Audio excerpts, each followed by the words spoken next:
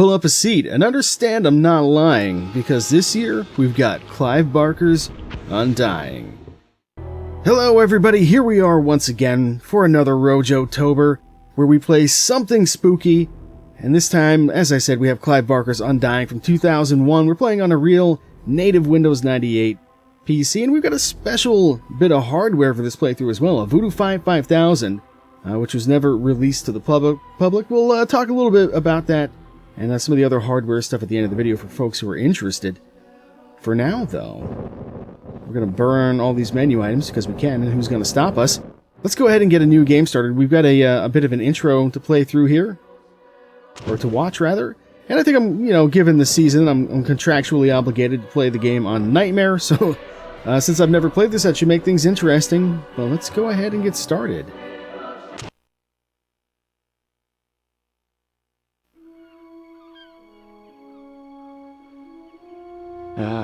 I'm tired of traveling, or fighting superstition and its many manifestations.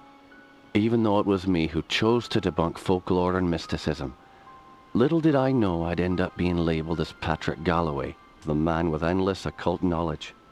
Before I knew it, people all over the world paid me to investigate all kinds of weird things. As long as they paid me, I'd look into it. Funny thing though, the more I saw, the more I believe there are forces beyond our control. Creatures not explainable in any human terms. Things that make me skin crawl. I fled from Ireland and hung around Paris and London with no real purpose till the Great War started. I joined a special unit whose job it was to squelch the fears of the superstitious farm boys who made up the fighting ranks. The Trasanti were the biggest pains. Me commanding officer, Jeremiah Covenant, led our unit in the hunt for their camp. We were ambushed. They came streaming out of the woods, waving swords and howling like banshees. I saw their leader holding a strange stone over his head, yelling weird words in a strange tongue. And just when I was gonna pull the trigger, he glared right at me. A bright green flash came from his hand, and it bowled me over as my gun went off. I woke up in a hospital bed with severe burns. They told me Jeremiah and the unit had gone on without me, but he'd given me the shaman stone to keep. I hadn't given any of this much thought until I came back here to find this letter that Jeremiah wrote me almost 6 months ago, asking me to come back to Ireland and help him out. This is not something I'm dying to do, for it may mean the death of me. He saved my life though, so I owe it to him. Just hope it's not too late.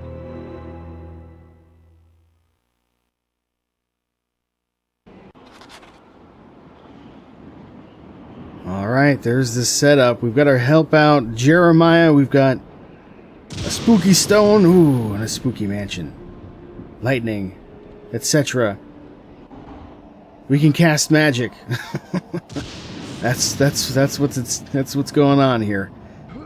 Alright, let's cruise over here. There's a guy that we can talk to. Hello, good sir. You're Jeremiah's old war buddy, right? Indeed. Indeed I am. Anything else?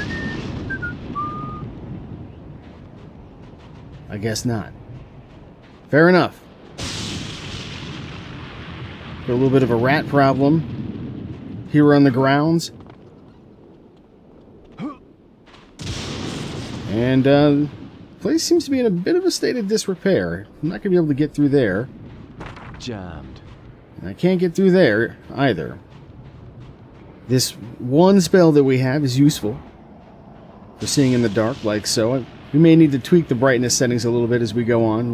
We'll see how things progress here. But why don't we go... Oh, hang on now. Ah, yes, the stone glows when there's shenanigans afoot. Also... He was going to try to bite me. We can't have that. So yeah, I think we probably have to leave and then get back into the... Yeah. So this does something, who knows, but...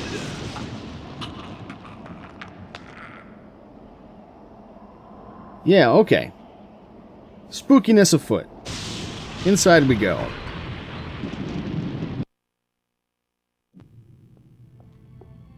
I'm Patrick Galloway, a friend of Jeremiah's. Sorry it took me so long to get here. His letter said it was most urgent. Jeremiah was beginning to think that the letter never arrived in your hands. He's been quite anxious to see you. We've all been quite worried. Jeremiah's now bedridden. Follow me and I'll show you to his living quarters. I apologize for the look of the house, but there's only a skeleton crew of servants now. Jeremiah let go of everyone else, and the house is much too large for us to clean. Because we've lost electricity to most parts of the house, we can only maintain the living quarters.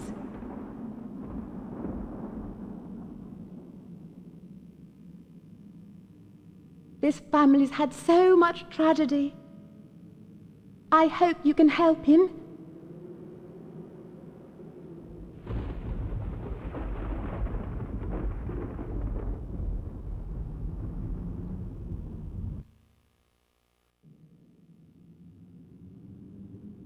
Alright, let's go see if we can meet up with Jeremiah here. Oh.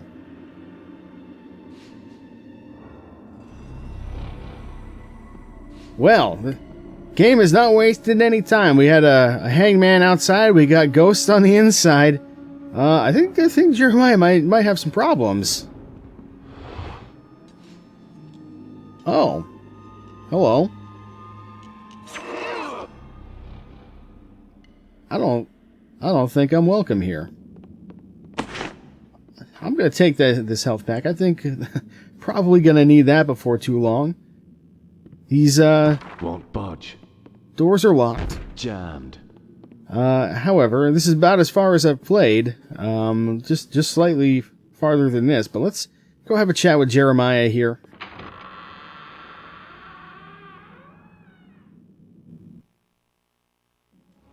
Patrick, you made it.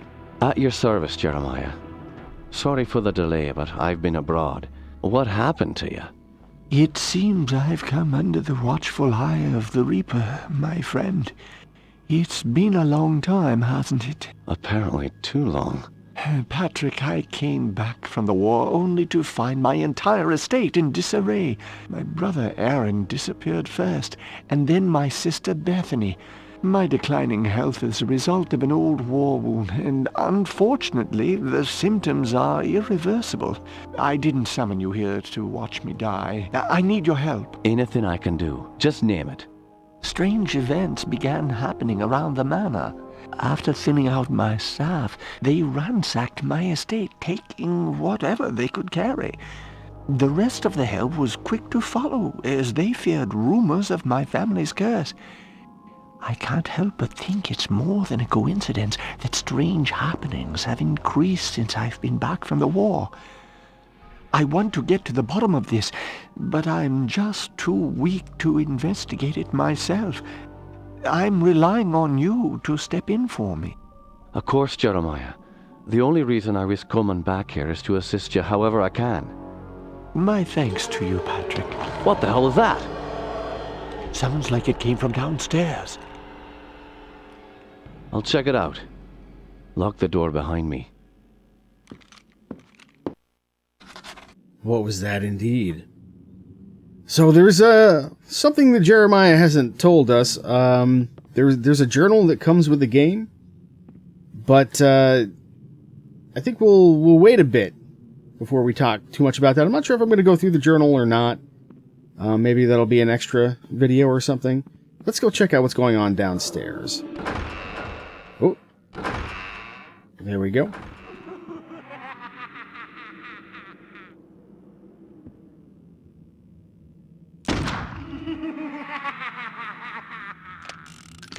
So, bullets don't work on ghosts, and I just put a hole in this man's ceiling. I'm pretty sure. Hopefully he doesn't mind.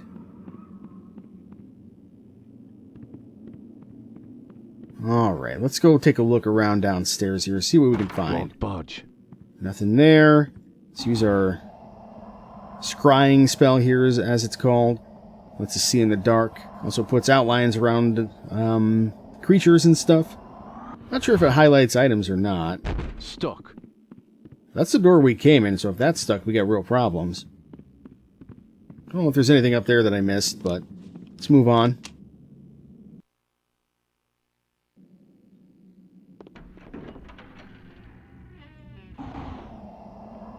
Hello? Anybody home? I mean, I know that there is, because I'm here. Oh, it's you. Can you describe what you can only see? As the bonds of flesh are broken, the world becomes apparent. This dude would be scarier if he didn't sound like a clown. But I will take these bullets. There's nothing else going on in here. Let's move on. Stuck. Nothing there. But something here. What have we got? We've got another health pack. That's probably going to be useful. We can actually scroll through our items here. And get a health pack ready. If we are so interested. Or we can have the bullets ready. I assume there's no reason to have bullets ready. There's different kinds of ammo for the gun. Yes. Very funny. There's a joke that I'm clearly not in on. Look at that. Can I, it makes me crouch. Can I, get on the table? Doesn't seem like it. I'm not going to shoot the man's mirror. That seems like a rude thing to do. Well, that doesn't sound good. I think we better do one of those. What do we got? What is that? Ooh, it's a werewolf. Maybe it's not a werewolf. I'm not sure. These things hit really hard, too. So we're playing on Nightmare.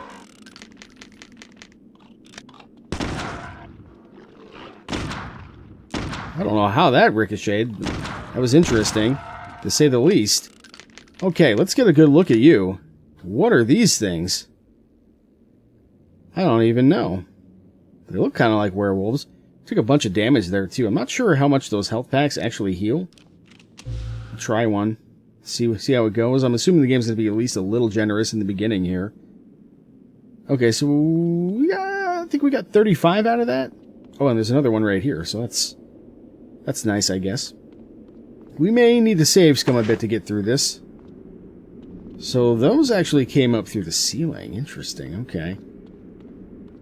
It's a nice... Oh, hello there. Where did you come from, I wonder? Was that the lady who just showed us in? Because if that's the case... R.I.P. in peace. Also, I appreciate the... Oh, bullet's good. I appreciate the footprints, the bloody footprints, as we walk in the pools. Okay, let's move on. Hello there. I think I missed with every single shot there. That's not very good. Make sure I'm not getting snuck up on here. Oh. Here we are. Yeah, I think these guys are, can't really tell what their face is. Maybe it's more of a goat face? I'm not sure. Make sure we're reloaded here. Anybody else?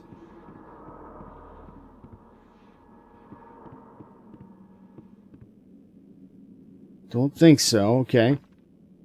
Oh, except for this guy. Run! You need to get him into this wide open area. It'll be easier to deal with him that way, I think. Okay. So there's two of them, actually. You're out of here. You're out of here. Okay. So spooky. This house. Good thing we got here when we did. Alright, who's left? Anybody else? Probably drop this spell down here just to see. Look at that. I don't think that would be my first choice for my skylight, but, you know. It is what it is. I don't know if that's supposed to be light from the top there. I don't think so. I guess it's just like a shell shape on the floor. It's kind of cool, though. Alright, so we came in from over there. Just want to see if there's anything worth grabbing over here as we move on. I'm not seeing anything. Won't budge. Can't go that way. Stuck. Can't go that way. I guess we're going upstairs. Just gotta be careful of the critters crawling around this place. Help me, Patrick! Ooh!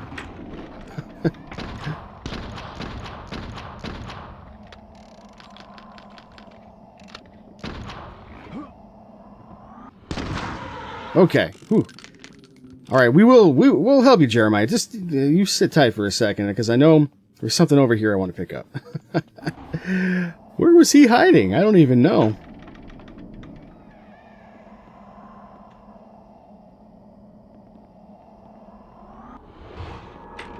Right there. That's an amplifier, so we can use the amplifier to boost whatever spell we have equipped. We're not going to use it just yet. We're going to save that for a little bit later. I do wish that there was some ammunition in this room, but I guess that's not going to happen. So let's go ahead and move on here, I guess. Check on Jeremiah, make sure he's okay. Oh, hello there. That guy's roasted and toasted. I think that's about all we're going to find here. So let's go ahead and check on poor old Jeremiah here.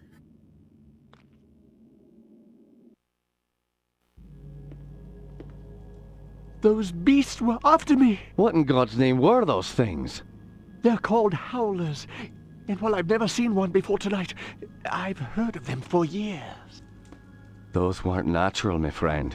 We're fighting more than superstitions here. Perhaps I was being naive not to tell you, but there might be something more sinister at work here. When I was a boy, I encountered something I can't quite explain. You see, there was this isle of standing stones that sits just off the estate. Someone had carved a sigil into each of the stones, something indiscernible. Father had many books on the occult, one of which contained a sketch of that very symbol. I took my brothers and sisters out to the island and read from my father's book. Well, what happened? Something answered. The ocean began to boil, and a great wind whipped against us as we stood in the circle, and my siblings huddled to the ground in fear. Eventually, the wind died, and the sea settled.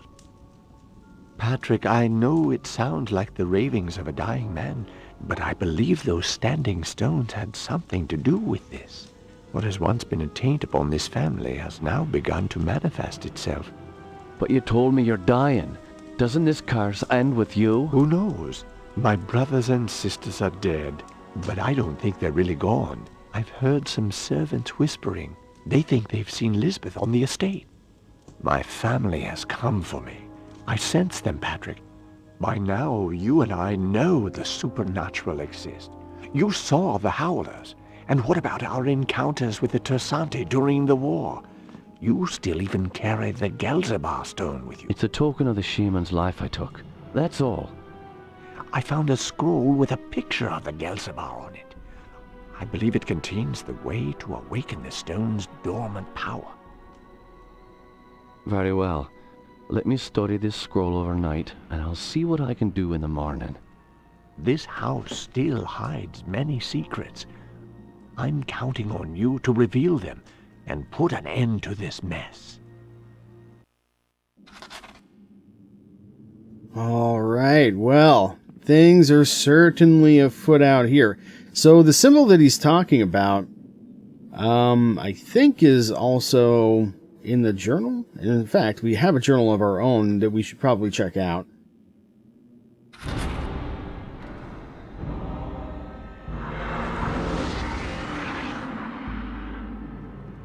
All right, now we have another spell, Ectoplasm. You can see our mana going down there in the right side of the middle of the screen at the bottom there.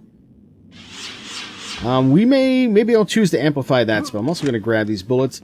Yeah, so I think for now we'll end it here. I'm going to go ahead and just save the game, but yeah, we've got an entire journal that we can check out. So why don't we do that real quick? So the ectoplasm spell. The scroll Jeremiah gave me has revealed a powerful spell. It seems that with proper concentration and focus on my mana, I'm able to release ethereal bolts of ectoplasm from my hand. Unreliable at far range. The mystical damage seems quite effective in close quarters. And yeah, so for the rest of this episode, we're just going to check out the journal, and we'll talk about some technical stuff at the very end. So yeah, just, full disclosure there. Yeah, Jeremiah's disclosure, conversation, amplifier stone. I think there's some more stuff in here. Yeah, quite a bit of stuff. So here's our scry spell. A spell that allows me to see and hear past events from the geographic location in which I happen to be standing. I also cast an ethereal light on enemies and darker areas, giving me the ability to see my foes as well as find my way. I must be careful to use in its use, as it has no offensive power and seems to drain my energies for short durations. Learned men have stated that they believe that man has yet to unlock the full potential of the mind. While traveling to the Orient after the war, I met up with a local seer who told me that I was one of the chosen few, only a handful of individuals that he had ever met that had this ability. He called it scrying, to be able to read portions of the past. Most of the people who possess this power, he said, over the course of their lives, eventually fell into disability, mind tired, from the barrage of images and sounds that could be heard from both the past and the present, the real and unreal. I know I have the ability to scry because of the subtle words I hear calling within me at times, begging me to look deeper into the past, deeper at what actually isn't even in front of me. But I am truly wondering if this is the gift I dreamed of or a sick curse placed on me by an outside force. My trusty revolver, a 6-shot weapon of forged metal grace, durable yet lightweight. My military piece has seen many a country and spilled much blood over the years. We've got the Gelzerbar Stone. The Gelzerbar Stone, I have carried this artifact since the day Jeremiah gave it to me following the battle with the Trasanti. It seems to throw out a shockwave of considerable force, and ever since I acquired the stone, I have noticed strange sightings and visual anomalies. However, the power of the stone has its dark side. On occasion, a beast from beyond this world has attacked me. My only explanation for its appearance is that I was using the stone's power for too long. I have not seen the beast for a while, of course. I have not needed the stone. Got some remembrances here. Let's just check and see what else we got. Let's read the amplifier stone first. The strange crystalline stone seems to be the source of finite power that may be used to increase the power and effectiveness of my spell casting. I must keep my eyes peeled and ears open for a pinch hue and low hum. Okay. So, remembrances. Each time my past fades from memory, fate has a terrible habit of reawakening me. Most often, the unpleasant name of Otto Kiesinger is the vehicle of remembrance, but not today. My old friend and commanding officer in the Great War, Jeremiah Covenant, has sent word. It has been years since I have heard from him. His letter came whilst I was away, sitting unopened for nearly 6 months. My joy at reading his name was quickly replaced by sorrow, then by fear. Jeremiah has fallen ill and requires my assistance at his estate in Ireland. I have not set foot on Irish soil since poor Gwendolyn's death, and I did not think anything could make me return. Could I have been responsible for her death? Being legally exiled from my homeland was painful, but nothing in comparison to my memories. So I guess that's what he was talking about when he said he risked coming back here. When he was talking to Jeremiah earlier. Anyway, how did she end up on the floor? How could so much blood come without a sound? How was that knife in my hand, and why was Kiesinger... Or is it Kiesinger? I think I'm going to go with Kiesinger. Suddenly nowhere to be found. But Jeremiah saved my life, and I cannot deny any request he would make. The necessity of my presence is somewhat vague, as his letter at times was incoherent. He speaks of his sickness as a family illness no medicine can cure.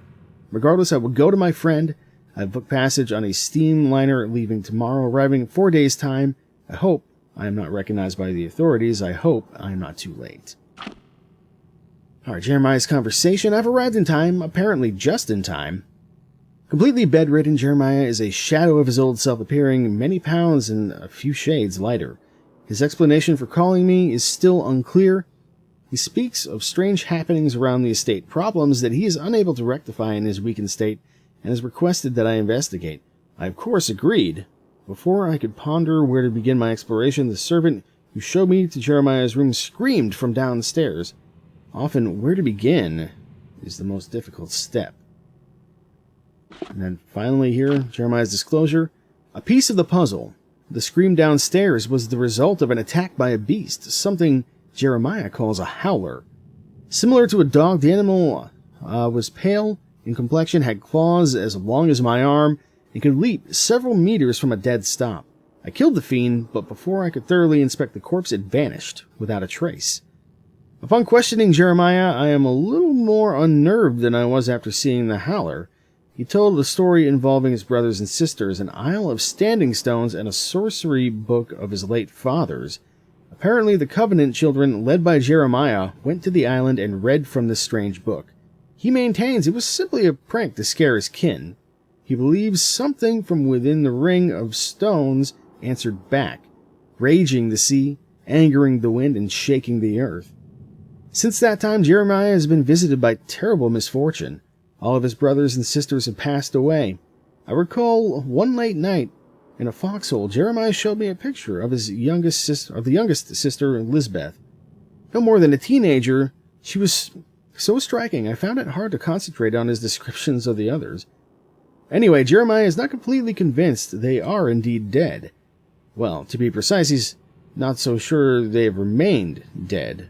I suspect that these are delusions brought on by his memory of that day at the stones. Otherwise, I can only imagine this is a terrible prank played upon a dying man. But if they are only delusions, why not inform me of them when we first spoke? Why would he not write me of such in a letter? Perhaps he did not think I would come. Okay. So we've got to investigate the Covenant family curse. Yeah. You know about that.